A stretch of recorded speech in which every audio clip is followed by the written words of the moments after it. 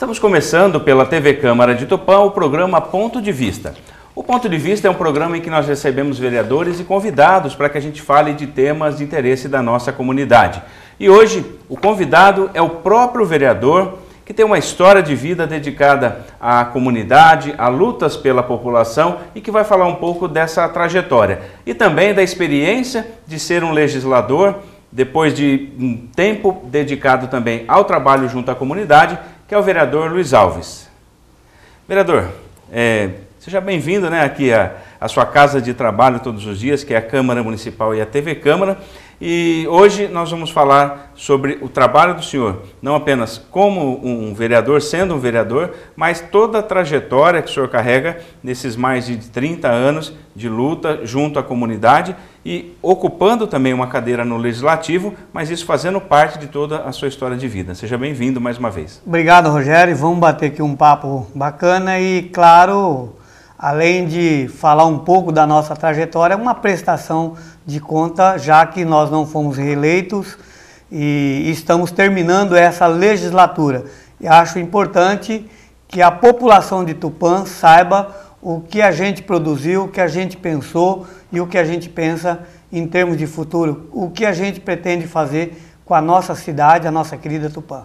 Bom, antes da gente falar um pouquinho da prestação de contas, o senhor sempre traz essa história toda de luta que começou na adolescência, na juventude, que percorreu toda a sua trajetória de vida, junto ao esporte, junto às ações, e também quando o senhor veio para o Legislativo, essa bandeira, de trabalhar pela população, pelas causas sociais. O término do mandato, o senhor mesmo abriu falando que não foi reeleito. Mas o mandato é parte do seu trabalho, não quer dizer que o seu trabalho se encerra assim. Uma certa vez eu disse na tribuna da Câmara, ainda como líder comunitário, após um período que eu fiquei fora nessa legislatura, eu havia sido vereador na outra legislatura passada, que eu estou na luta social, na luta do movimento sociais, no esporte, há mais de 35 anos. E eu tive o privilégio, a honra de poder, em 2 legislaturas, me tornar vereador. Uma vez não sendo vereador, a gente volta para as bases.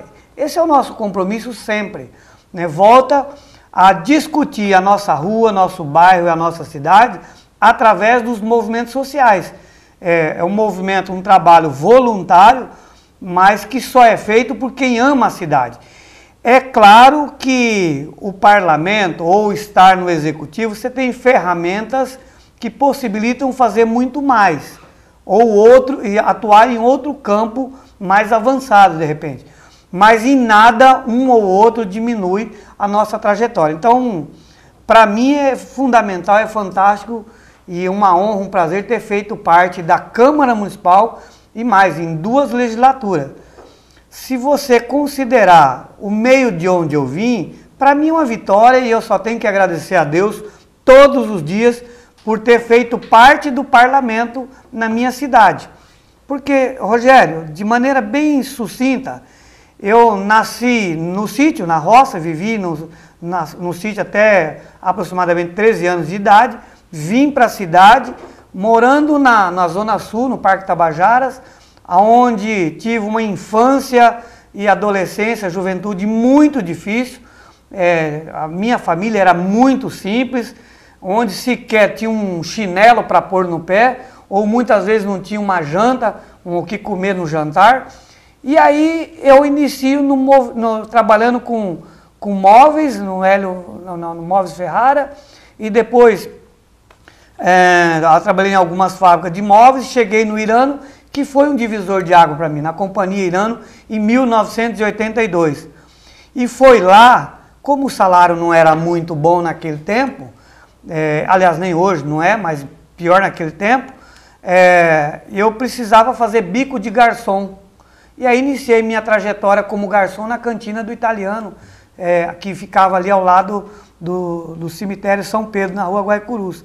E ali eu passei a conhecer mais de perto a sociedade que frequentava lá, os doutores, pessoal do judiciário, empresários, etc. A população que tinha condição de frequentar a cantina. E, paralelamente, também por conta do Irano, eu iniciei a carreira no atletismo, porque eu passei a treinar com aquela saudosa equipe do Grupo Irano, da equipe de futebol, que tinha Monsueto, Pereirinha e vários jogadores, ex-jogadores do Tupã, jogavam no time do Irano, que era o Zezé, Gilberto, Valdir Bagaço, o Valdecir, e tantos outros, Zé Léo e tantos outros nomes consagrados. E aí, treinando, eu me destacava correndo, né? Nos treinamentos de corrida do grupo eu destacava. E aí iniciou a minha trajetória no esporte, que chegou até os dias de hoje. Então, mas eu treinava de maneira muito simples, né? De sapatão, de botina, depois eu evoluí treinamento usando quichute, treinava de calça. Porque... Cada etapa dessa foi um aprendizado. Sem dúvida, sem dúvida. Claro que eu sofri muito em cada etapa dessa. E também aprendi a fotografar lá no Irano, porque quem entrava no Irano obrigatoriamente tinha que ser fotógrafo, porque nos períodos de pico, então a gente também ia fotografar. Mas o meu serviço no Irano, base mesmo, era a marcenaria, construir os móveis, né, das lojas de Jetcolor.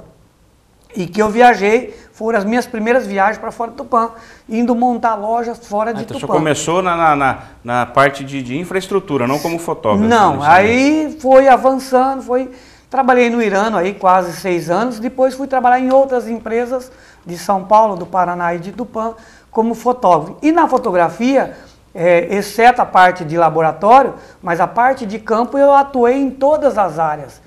Então foi aí, como garçom e como fotógrafo, que eu aprendi a me comunicar, porque você é obrigado a comunicar. Fotógrafo mudo não sobrevive, né?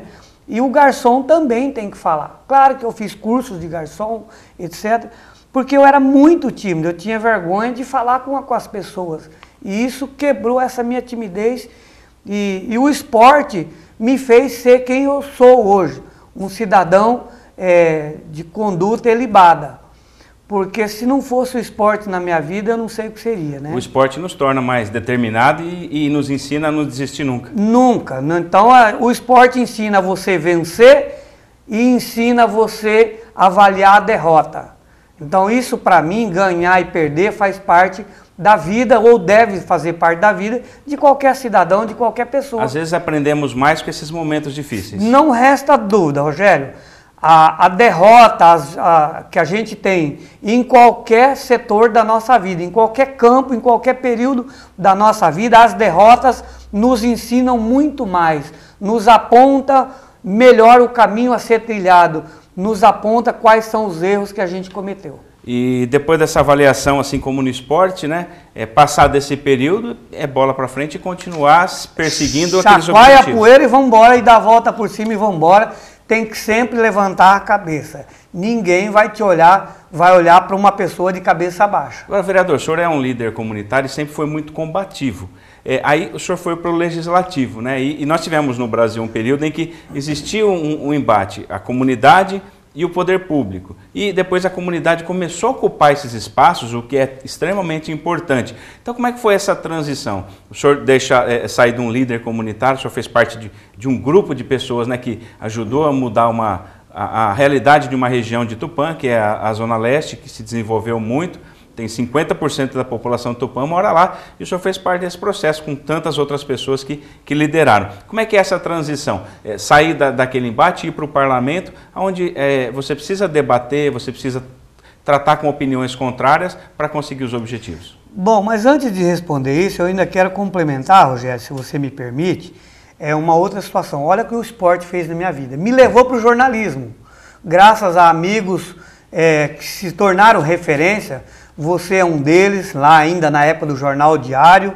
J. Neves é uma referência. Ricardo Amado, Chico de Assis, Evaldo Mazetti, Paulo José, nomes consagrados, Toninho de Favre e tantos outros nomes, e aqui me perdoe os que eu não citei, que foram as minhas referências no jornalismo. O Ricardo me levou para então TV Cidade, onde eu iniciei a minha atuação como jornalista. Foram uns 2 anos de TV Cidade, mais 8 anos de TV Universitária, junto com o Ricardo, Paulo José, Chico de Assis e tantos outros.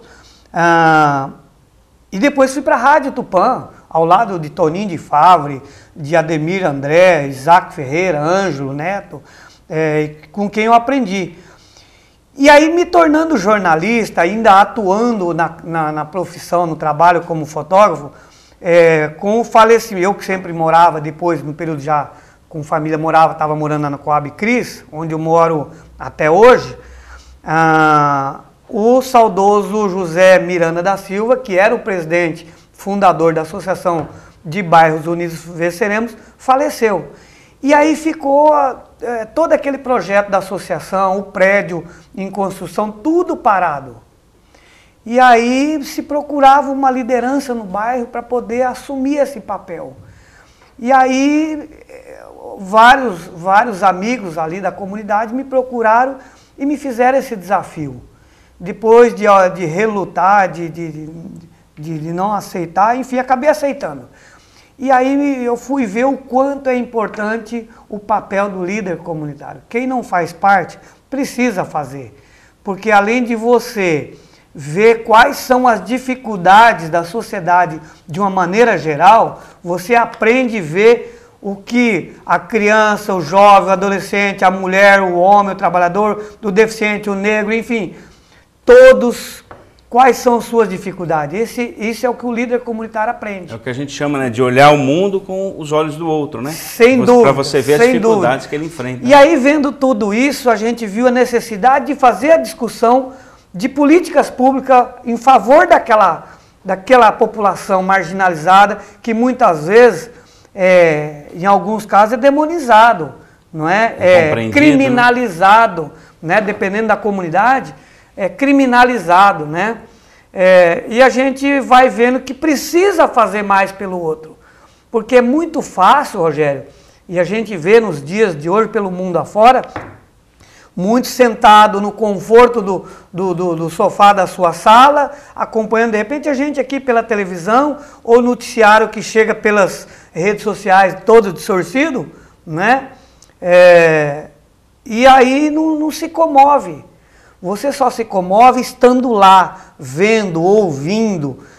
Por exemplo, a rua que tem buracos por todo lado, a dificuldade do ir e vir, a necessidade de quem precisa de um remédio, a necessidade de uma cesta básica, porque de repente ele não tem um trabalho, não tem emprego e renda. Então, a dificuldade do emprego para ele trabalhar, o jovem, a dificuldade que ele tem para iniciar no mercado de trabalho, o idoso com a experiência que tem fora do mercado, passando necessidade. Aliás, isso, você que nos ouve, não se espante, nos 4 cantos da cidade, da periferia e muitos no centro da cidade, sobretudo pessoas de meia idade e terceira idade, estão passando necessidade porque não tem a condição mais que teve no passado, por alguma razão.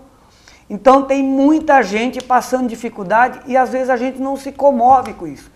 Então o movimento comunitário, liderança comunitária, ele tem esse papel amplo de ver desde a mulher grávida, bebezinho, criança, quais são as políticas públicas para essa população, para o jovem, para o esportista, a necessidade de um PSF, de uma creche, de uma escola melhor, de uma rua bem calçada, arborização, água, esgoto, iluminação, uma árvore que quebra e que precisa recolher o lixo. Enfim, mas não tem dinheiro para fazer. Tem dinheiro sim. Tem dinheiro e o papel da sociedade, através dos meios legais, não adianta também você fazer de qualquer forma, fazer o diálogo, a discussão e muitas vezes um debate até mais calorado, se for preciso, para fazer valer o direito da sociedade. Então foi esse mundo que eu acabei me envolvendo e que me abriu os olhos para a necessidade de um povo. E esse trabalho, através da população, dos amigos, me trouxe para o parlamento. E no parlamento a gente tem algumas dificuldades que são: você acha que pode resolver tudo, ao mesmo tempo você não pode, porque a legislação te impede também. Né? Você sabe bem, você é um jornalista muito se esforça para acompanhar de perto tudo, e você sabe que seja no parlamento ou no governo, você não faz tudo o que você quer. Você muitas vezes freado pela legislação. Né? Ah, eu quero botar uma máquina da prefeitura para arrumar o sítio, a fazenda, ou fazer uma benfeitoria numa propriedade particular. Ah, eu quero um caminhão de terra para levar numa casa de uma pessoa que tem uma condição de pagar. Ou de imediato, né? Uma rua que tem um buraco, você não pode ir lá com a máquina e consertar. Não pode. Você tem os trâmites legais que precisa ser feito, porque senão você acaba incorrendo em improbidade administrativa, o que é um crime hoje grave, né? Então você aí passa a ter que estudar muito a legislação, e eu também fui obrigado a correr, me informar, estudar, me instruir, para que eu pudesse fazer melhor.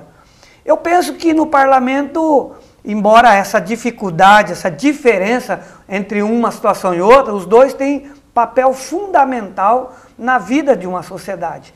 Né? Então, eu me esforcei para fazer o melhor. E claro, quando você está na vida pública, você é bem avaliado num quesito, mas muitas vezes não é compreendido pelas suas atuações e às vezes você paga um preço por isso. Bom, então aquela pergunta, né, que eu havia feito ao senhor, como é que foi essa experiência, né, de sair de líder comunitário e se tornar um legislador com todas essas dificuldades, né, que o senhor relatou aí de querer resolver, ter aquela urgência e saber que existe uma tramitação. Para que a coisa aconteça e ao mesmo tempo toda uma questão política envolvida ali, né? Olha, se você pensar, aquele menino lá atrás, que depois passou pelas fábricas de móveis, Irano, fotografia, eu nunca imaginava isso, nem quando eu comecei no movimento. Né? Quando eu aprendo tudo isso no movimento, aí você, no primeiro momento, você vem para o parlamento achando que você vai fazer tudo. Não, agora na comunidade vai ter asfalto, vai ter isso, vai ter aquilo, eu vou fazer... E aí você acaba não conseguindo, né, fazer tudo por conta disso. Então são as dificuldades, porque no parlamento, além da legislação te frear, você tem que dialogar com outras forças políticas. E muitas vezes a correlação de força, às vezes ela é desigual. O que eu penso para um determinado projeto, o outro às vezes não pensa igual. Então você tem que fazer a discussão, o debate, para conciliar. E você tem que ceder o tempo todo. Aliás, o movimento comunitário também tem isso. Nós fazemos debates de políticas públicas de uma forma mais dura, mais leigo com relação à legislação, mas no parlamento isso não é permitido. Você tem que fazer um debate mais antenado com a legislação. E muitas vezes você tem que ceder para poder avançar. Então é essa dificuldade que a gente sentiu logo de início e que certamente todos que chegam, ou mesmo os mais experientes, têm essa dificuldade. Bom, nós vamos fazer um intervalo, vereador. Na volta a gente vai falar um pouco... tempo?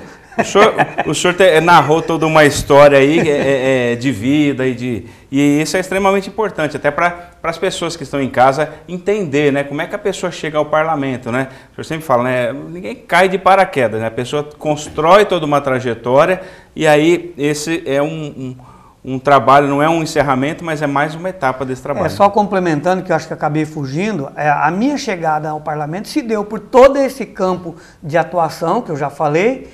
E aí as pessoas, não, você na Câmara você vai poder fazer mais. Sim, fizemos, mas de outra forma, né? Porque você já não é mais aquele líder, muda o seu papel, né?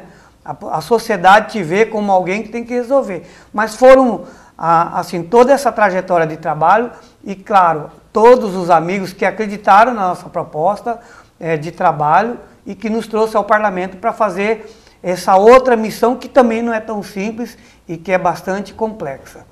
Tá certo, vereador. Nós vamos fazer um intervalo, na volta vamos continuar conversando com o vereador Luiz Alves, que está contando um pouco da sua história de vida, falando um pouco também do seu trabalho junto ao parlamento, os projetos, as conquistas em favor da população e outros temas também que são muito interessantes com relação ao trabalho de um legislador. Eu lembro que o programa de hoje nós estamos mantendo um distanciamento, então por isso nós estamos sem a utilização da máscara de proteção, mas com todo esse protocolo que deve ser seguido. Daqui a pouco nós voltamos.